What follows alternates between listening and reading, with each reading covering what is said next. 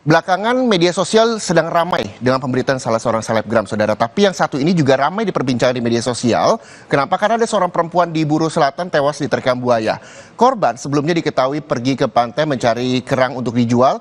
Namun diduga korban diterkam buaya saat mandi di sungai.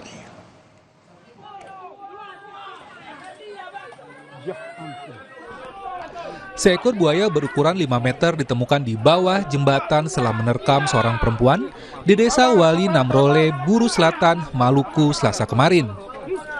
Berawal dari seorang saksi mata yakni Babinsa yang pulang dari apel pagi melihat bagian tubuh manusia diterkam buaya. Ia pun kemudian melaporkan kejadian itu dan meminta warga untuk membantu mencari buaya tersebut. Sekitar pukul 1 siang, buaya baru ditemukan oleh warga dan ditarik ke darat.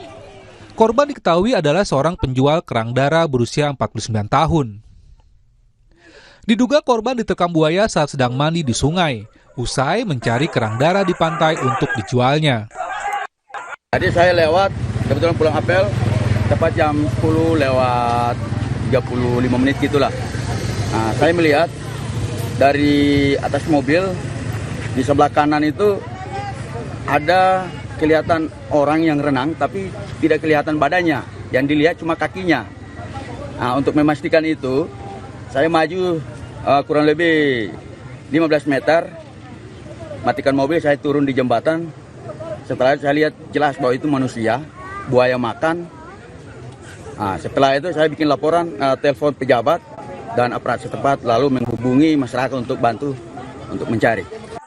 Usai korban ditemukan, jenazah pun dibawa ke rumahnya dan langsung dimakamkan. Yahya Lating, Kompas TV Buru Selatan, Maluku.